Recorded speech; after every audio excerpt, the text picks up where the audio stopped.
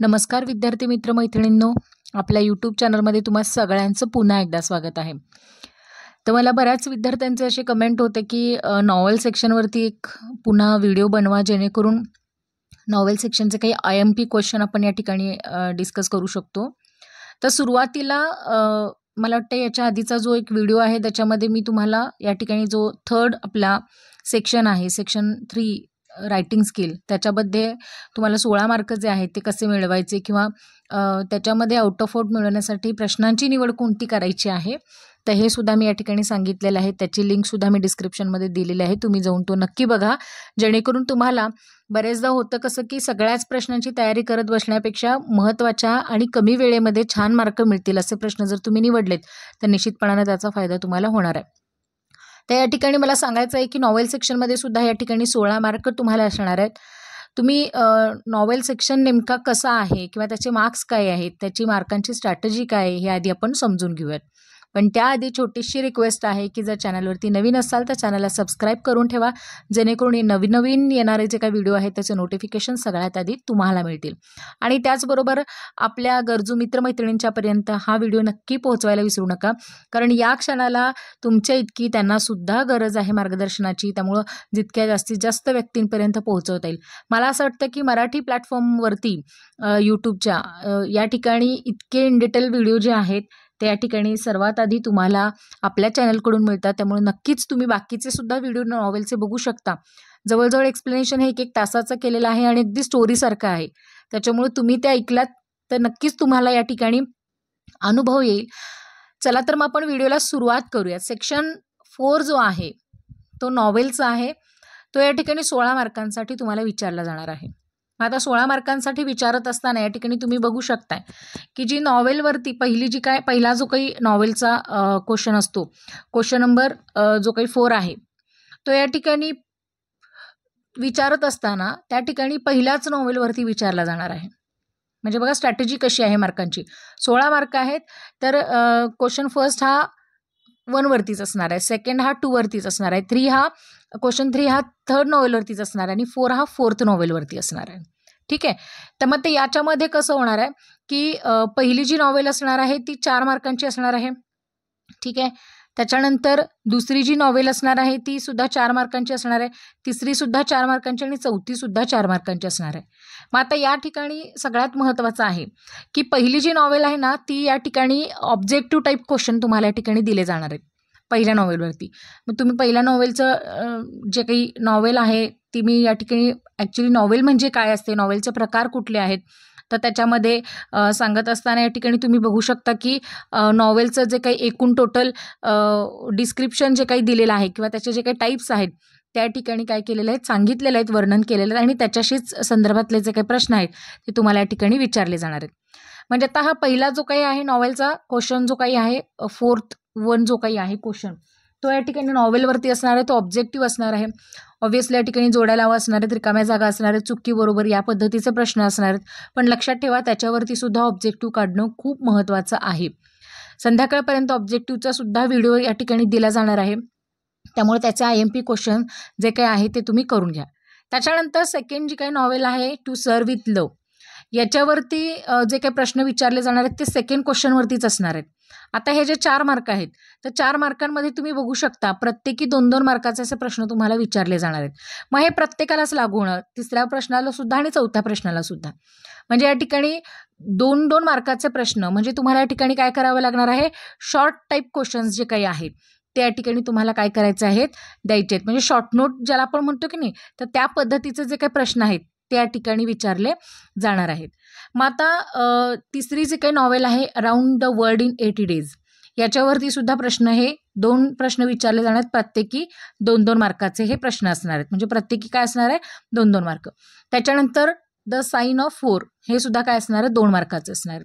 म्हणजे अशा प्रकारे प्रत्येक नॉवेल तुम्हाला 4 मार्कांची एक पडणार आहे. म्हणजे असं एकूण 16 मार्काचं जे काही सेक्शन आहे ते तुमचं कंप्लीट होणार आहे. पण याच्यामध्ये पहिली जी काही नॉवेल आहे, म्हणजे नॉवेलचा जो काही पहिला प्रश्न आहे तो मात्र ऑब्जेक्टिव्ह असणार आहे, त्याबद्दल तुम्ही निर्धास्त राहा. पण नंतरच्या ज्या काही राहिलेल्या 3 नॉवेल्स आहेत त्याच्यावरती मात्र तुम्हाला काय करावं लागणार आहे, शॉर्ट आन्सरची तयारी करावी लागणार आहे. म्हणजे शॉर्ट टाईप क्वेश्चन जे काय असणार आहेत ते या ठिकाणी शॉर्ट नोट्स तुम्हाला विचारले जाणार आहेत.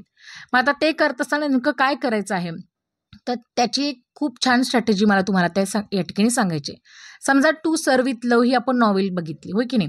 आता कमी वेळेमध्ये तयारी करत असताना काय करायचं आहे बघा, टू सर्व विथ लव या नॉवेलचे जे रायटर आहेत E.R. ब्रेकवेट यांच्याबद्दल थोडंसं, आता ही यांचीच खरं तर ऑटोबायोग्राफी आहे, यांनीच लिहिलेली आहे किंवा यांच्याबद्दलच सांगितलेलं आहे. यांच्या आयुष्यातला एक अनुभव त्यांनी आपल्यासोबत काय केलेला आहे या ठिकाणी शेअर केलेला आहे. मग आता तो या ठिकाणी सांगत असताना सुरुवातीला त्यांच्याबद्दलची जी काही माहिती आहे ती रीड करून घ्या.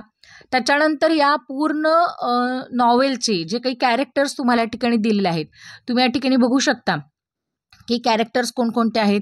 तर या ठिकाणी मेन जे काही मेजर कॅरेक्टर जे काही आहेत ते खूप महत्त्वाचे आहेत. जे मेजर कॅरेक्टर्स आहेत की नाही ते तुम्ही लक्षात ठेवायचे आहेत. त्याच्यानंतर येणारे मायनर कॅरेक्टर्स, मी तर सांगेन तुम्ही मायनर कॅरेक्टर स्लाइटलीच बघून ठेवा, पण मेजर कॅरेक्टर खूप महत्त्वाचे आहेत. तुम्ही जर याची जी काही स्टोरी आहे या नॉवेलची ती माझ्या यूट्यूब चॅनलवरती ऑलरेडी आहे आणि त्याला व्ह्यूज पण खूप चांगले आहेत. इवन त्याचं एक्सप्लेनेशन खूप छान आहे. तुम्ही ते स्टोरीसारखं असं छान ऐका, जेणेकरून तुम्हाला त्याच्याही सुरुवातीला या पद्धतीने मेजर मॅनर कॅरेक्टरबद्दल सांगितलं गेलेलं आहे आणि त्यानुसार तुम्ही काय करा, याचा अभ्यास जो काही आहे तो करा. हे समजून घेतल्यानंतर आता तुम्हाला काय करायचं बघा, पूर्ण नॉवेल जी काही ती रीड नाही करत बसायचे. आधी हे कॅरेक्टर समजून घेतलंय.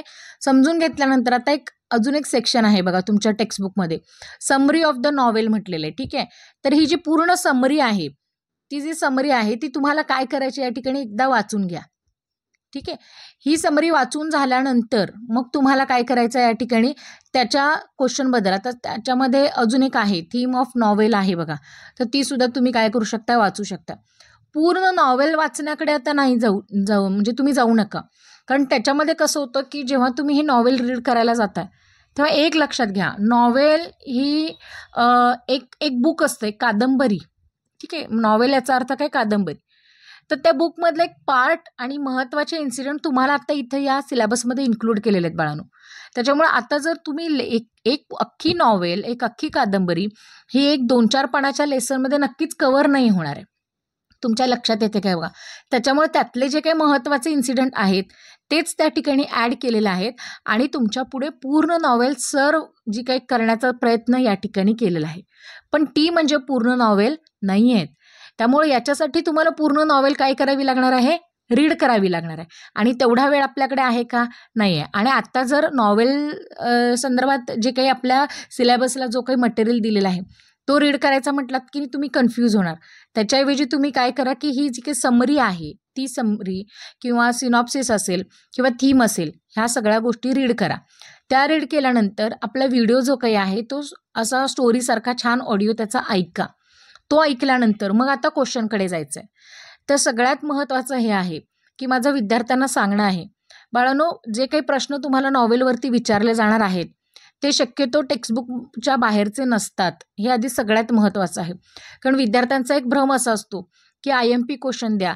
पण तर मला एक सांगायचं आहे की IMP क्वेश्चन कुठं बाहेर मिळत नाही आहेत, ते तुमच्या पाठ्यपुस्तकामध्येच आहेत. फक्त तुम्ही त्याचा जो काही स्वाध्याय, जो काही एक्सरसाइज दिलेला आहे तो डोळे उघडून नीट बघा, जेणेकरून तुम्हाला या ठिकाणी लक्षात येईल की आपल्याला नेमकं काय करायचं आहे. आता प्लॉट संदर्भातले विचारलेले जे काही प्रश्न आहेत ते प्रश्न सोडवत असताना इथं आता पहिलं जे काही दिलेलं आहे ते ऑब्जेक्टिव्ह आहे बघा, बरोबर. आता या ठिकाणी करेक्ट जे काही सेंटेन्स आहे ते या ठिकाणी करेक्ट सिक्वेन्स या ठिकाणी लावायचा आहे, जो काही इन्सिडेंट दिलेला आहे तो. आणि त्याच्यानंतर या ठिकाणी तुम्हाला दिलेला आहे बघा की त्या प्रोग्रामचा रिपोर्ट ब्रीफली तुम्हाला लिहायचा आहे. त्याच्यानंतर हाफ इयरली जो काही प्रोग्राम आहे, काउन्सिल आहे, स्टुडंट काउन्सिल जे बनवलं होतं की नाही, तर त्याबद्दल तुम्हाला या ठिकाणी छोटंसं डिस्क्रिप्शन द्यायचं आहे. अगेन जो क्वेश्चन आन्सर सेशन होता त्याबद्दल तुमचं काय मत आहे किंवा ते जे काही सेशन आहे ते कसं झालं याबद्दल तुम्हाला डिस्क्राईब करायचं आहे. आणि त्याचबरोबर तुम्हाला जोसेफ आणि डेहममध्ये झालेलं जे काही डिस्कशन आहे ते तुम्हाला काय करायचं, लिहायचं आहे. तर सगळ्यात आधी हे समजून घ्या की नॉवेलमध्ये प्लॉट म्हणजे नेमकी काय कन्सेप्ट आहे. कारण विद्यार्थ्यांना आत्तापर्यंत नॉवेल म्हणजे स्टोरीसारखं काहीतरी लिहायचं आहे, पण तसं नाही आहे बरं का. तर त्याच्यामध्ये प्लॉटशी रिलेट करणारे हे प्रश्न विचारलेले गेलेले. मग आता प्लॉट म्हणजे नेमकं काय, तर प्लॉट म्हणजे एक अशी पार्श्वभूमी की ज्याच्याबद्दल उत्तर देत असताना तुम्हाला या ठिकाणी त्या म्हणजे सिच्युएशनशी रिलेट करणारी उत्तरं देता आली पाहिजेत. जसं की एक्झाम्पल घ्या, describe the brief on the purpose of the organizing the half yearly report program of the student council. आता इथं स्टुडंट काउन्सिलचा हाफ इयरली रिपोर्ट जो काही आहे त्याचं जे काही मेन उद्देश जो काही आहे तो तुम्हाला काय करायचं या ठिकाणी डिस्क्राईब करायचा आहे. म्हणजे ही झाली त्या पूर्ण नॉवेलची एक पार्श्वभूमी, ज्याला आपण प्लॉट म्हणू शकतो, किंवा त्या नॉवेलची जी काही एकूणच परिस्थिती जी काही आहे ती तुम्ही या ठिकाणी मांडायची आहे. मग आता प्लॉटमध्ये सांगत असताना त्या ठिकाणी ज्या घडणाऱ्या घटना आहेत, मग वस्तू असतील किंवा सजीव निर्जीव असतील, त्या गोष्टींसंदर्भातल्या त्या ठिकाणी तुम्ही मांडणं आवश्यक आहे. त्याच्यानंतर येतो तो म्हणजे प्लॉट नंतर येणारा भाग आहे तो म्हणजे सेटिंग. सेटिंगमध्ये सुद्धा A3चा जो काही क्वेश्चन आहे, A3चे फर्स्ट सेकंड जो काही क्वेश्चन आहे तो ऑब्जेक्टिव्ह आहे.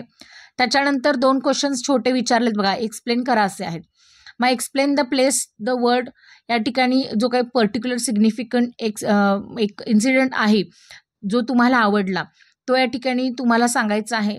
त्याच्यानंतर ज्या सेटिंगबद्दल, नॉवेलच्या सेटिंगबद्दल किंवा थीमबद्दल जी काही आहे त्या नॉवेलची, त्याच्याबद्दल तुम्हाला या ठिकाणी सांगायचं आहे. सेटिंग म्हणजे काय, तर ती जी काही नॉवेल आहे ज्या परिसरामध्ये घडत आहे. आता याचं जे ठिकाण आहे ती कुठलाही शाळा आहे, बरोबर. शाळेमध्ये असणारं जो काही फंक्शन आहे, प्रोग्राम आहे, काउन्सिल रिपोर्टचा तो दिवस आहे, तर त्या दिवसाचं वर्णन जे काही आहे ते करत असताना जे काही डिस्क्रिप्शन, जे काही डिटेल्स आपल्याला दिलेले आहेत त्याच्यातून तुम्हाला ते पुरेसं कळतं का, किंवा ते किती छान रंगवून सांगितलेलं आहे हे या ठिकाणी तुम्हाला काय करायचं आहे, सांगायचं आहे. मग त्याच्यामध्ये मुलांची सकाळपासून चाललेली गडबड, मग मुलांनी केलेलं नियोजन, मग आपापल्या विद्यार्थ्यांनी प्रत्येक वेळेस पार पाडलेली जबाबदारी व्यवस्थित, तर हे त्या ठिकाणी तुम्हाला काय करायचं आहे, डिस्क्राईब करायचं आहे. हे झालं सेटिंगमध्ये. अगेन त्याच्यानंतर आहे थीम. आता थीम हे तुम्हाला काय असतं हे परत विशेष मला सांगायला नको आहे. थीम म्हणजे ओव्हरऑल त्या नॉवेलचा जो काही गाभा आहे, त्याची जी काही सेंट्रल आयडिया आहे, म्हणजे लेखकाला आपल्याला नेमकं काय आपल्यापर्यंत पोहोचवायचं आहे, की अनटचेबिलिटीसारखी असणारी सिच्युएशन, या परिस्थितीमध्ये लेखकाला बरेचदा डावललं गेलेलं होतं. परंतु अशा परिस्थितीत सुद्धा लेखकाला जे काही काम मिळालं, म्हणजे देशभक्ती म्हणून सैन्यात लेखक पहिला भरती झाला, बरोबर, पण तिथं सुद्धा त्याने चांगला परफॉर्म करून सुद्धा त्याला डावललं गेलं. मग जेव्हा तो शिक्षक म्हणून नोकरी पत्करायला गेला तेव्हा त्याला तिथंही नाकारलं गेलं. बरं, जेव्हा त्यानं पुन्हा प्रयत्न केला तेव्हा त्याला या अशा मुलांच्या शाळेमध्ये घातलं गेलं, जिथं अगदी म्हणजे आपण म्हणतो की नाही, अगदी नकोशी असणारी मुलं त्या शाळेमध्ये येऊन भरती झालेली असतात. अशा मुलांच्या शाळेवरती याला पाठवलं. का पाठवलं, तर हा वैतागून जॉब सोडू दे म्हणून. पण इथं ERनं इथं सुद्धा आपली कामगिरी छान बजावली. पण ERनं या ठिकाणी एक गोष्ट आपल्यापर्यंत काय पोहोचवलेली आहे, की प्रेमाने जग जिंकता येतं आणि मुलंही देवाघरची फुलं आहेत. जर तुम्ही मुलांच्यावरती छान संस्कार करत असाल तर त्या बदल्यामध्ये तुम्हाला काय चांगल्या गोष्टीच मिळणार आहेत. म्हणजे ही गोष्ट, ही जी थीम आहे ती ERनं कुठंतरी आपल्यापर्यंत पोहोचवण्याचा प्रयत्न केलेला आहे. तर ही सेंट्रल आयडिया किंवा ही थीम जी काही आहे ती या ठिकाणी या नॉवेलमधून सांगितले गेलेलं आहे. मग हे जे काही आहे ते तुम्ही काय करायचं आहे, आपल्या स्टार्टिंगला जे नॉवेलच्या सुरुवातीला आहे बघा, एक तर सिनॉप्सिस म्हणून, सिनॉप्सिस याचा अर्थ पण थीमच आहे, लक्षात घ्या हां, किंवा समरी आहे. तर सिनॉप्सिस म्हणून असेल, समरी म्हणून असेल किंवा थीम म्हणून असेल, हे जे काही तिन्ही पॉईंट आहेत ते नॉवेलचे वाचून घ्या, म्हणजे तुमच्या लक्षात येईल. आता इथं बघा सुरुवातीला या ठिकाणी काही क्वेश्चन्स दिलेले आहेत. A4चा दिलेला आहे. A4मध्ये फर्स्ट सेकंड आहे बघा, हे ऑब्जेक्टिव्ह टाईप दिसत आहेत. त्याच्यानंतर थर्ड जो काही आहे तो relation between teacher and students म्हटलेला आहे. हायलाईट इन द एक्स्ट्रॅक्ट, म्हणजे या पूर्ण एक्स्ट्रॅक्टमधून, आता एक एक्स्ट्रॅक्ट म्हणालेत की नाही मी, म्हणजे पूर्ण नॉवेल नाही देणार, एखादा एक्स्ट्रॅक्ट आपल्याला अभ्यासायला असतो. म्हणजे ह्याच्यामध्ये स्टुडंट आणि टीचर याच्यातलं रिलेशन कशा पद्धतीने हायलाईट होतं. अगेन त्याच्यामध्ये ह्याची जी काही पूर्ण थीम आहे ती तुम्ही काय करायची आहे, एक्स्ट्रॅक्टची ती ब्रीफली या ठिकाणी सांगायची. अगेन या ठिकाणी describe the atmosphere of the school. आता स्कूलचं सुरुवातीला असणारं जे काही वातावरण होतं ते आणि काउन्सिलच्या दिवशी असणारं वातावरण किंवा लेखकाला आलेला अनुभव, या दोन्ही गोष्टी काय करायच्या तुम्ही या ठिकाणी थीममध्ये मांडायच्या आहेत. तर अशा प्रकारे तुम्ही काय करू शकता, की इझिली तुम्ही या ठिकाणी थीमबद्दल लिहू शकता. त्याच्यानंतर विचारलेलं लँग्वेज. आता लँग्वेज ऑब्व्हियसली आहे की तुम्ही काय करू शकता या ठिकाणी लँग्वेजबद्दल पर्टिक्युलर विचारला तर इझी आहे, तर म्हणून लिहायचंच आहे. शिवाय त्याच्यामध्ये काही आर्केक वर्ड्स असतील किंवा जुने इंग्लिश वर्ड्स वापरले असतील किंवा पर्टिक्युलर ब्रिटिश किंवा अमेरिकन इंग्लिशमधले काही वर्ड्स असतील तर ते ॲड केलेत का, हे थोडंसं तुम्ही काय करायचं याच्यामध्ये ॲड करायचं किंवा या आन्सरमध्ये लिहिणं अपेक्षित आहे. मग आता इथं लँग्वेज संदर्भातले काही प्रश्न या ठिकाणी विचारले गेलेले आहेत बघा. एक्सप्लेन असं म्हटलेलं आहे, to enrich the language and create the powerful impact. आता इथं फर्स्ट लिहिलं आहे मिस फिलिपबद्दल लिहिलं आहे, transfer into the very convincing personality. हो, कारण त्या मिस फिलिप ज्या होत्या त्या अगदी ब्रिटिश जरी असल्या तरीसुद्धा त्यांचं ER ब्रेकवेटबद्दलचं ॲप्रिसिएशन जे आहे ते या ठिकाणी इफेक्टिव्ह वाटतं किंवा ते हेल्पफुल आहे. किंवा there are the many features of the language and contributing the smooth sailing of this plot. म्हणजे ह्याच्यामध्ये जे काही वर्ड्स वापरलेले आहेत ते वर्ड अगदी परफेक्ट आहेत किंवा ज्याच्यामुळे जी काही फिलिंग आहे ती बरोबर आपल्याला कन्वे होते किंवा आपल्यापर्यंत पोचते, या पद्धतीचा क्वेश्चन या ठिकाणी विचारलं गेलेलं आहे. आय होप की तुम्हाला म्हणजे याबद्दल जे काही आहे म्हणजे या पहिल्या नॉवेलबद्दल व्यवस्थित कळालेलं असणार आहे. त्यामुळे टेन्शन घेऊ नका, थोडंसं चिल करा. मी तर म्हणणार आहे की तुम्ही अगदी स्ट्रॅटेजी ठरवा की आपल्याला कोणत्या टप्प्याने जायचं आहे. तर पहिली जी काही नॉवेल आहे ती ऑब्जेक्टिव्ह असणार आहे. आता आज आपण दुसऱ्या नॉवेलबद्दल डिस्कस केलेलं आहे. शक्यतो जे प्रिव्हियस इयर क्वेश्चन पेपर आहेत PYQ ते थोडेसे तुम्ही मला वाटते ऑब्झर्व करा. बऱ्याच जणांचे मला फोन येतात किंवा प्रश्न विचारले जातात की मॅम मागच्या वर्षी जो क्वेश्चन रिपीट झालेला आहे तो क्वेश्चन परत यावर्षी रिपीट होणार किंवा नाही, मग आम्ही तो करायचा किंवा नाही, मग तो सोडून दिलेला बरा का. तर तसं नका करू, कारण 2024ला 2023 आणि 24 यामध्ये पोएम परत रिपीट झालेले आहेत. त्यामुळे थोडंसं या ठिकाणी असं नका करू, असं जजमेंट नका करू की मागच्या वेळी आलेली पोएम किंवा आलेली नॉवेल किंवा आलेले क्वेश्चन यावेळी रिपीट होणारच नाही आहेत किंवा होतील पण. त्यामुळं असं करण्याऐवजी आपण आपली तयारी सगळीकडूनच ठेवूयात, जेणेकरून आपल्याला अभ्यासामध्ये कुठल्याच अडचणी या ठिकाणी येणार नाहीत. अजून काही अडचणी असतील तर नक्की कमेंट करायला विसरू नका. सेकंड नॉवेलबद्दलसुद्धा लवकरच आपला व्हिडिओ आहे, तर त्याची डिस्क्रिप्शनमध्ये मी काय केलेलं आहे लिंक देऊन ठेवलेलं आहे. तुम्ही तीसुद्धा जी काही नॉवेल आहे ती या ठिकाणी बघून घेऊ शकता. धन्यवाद.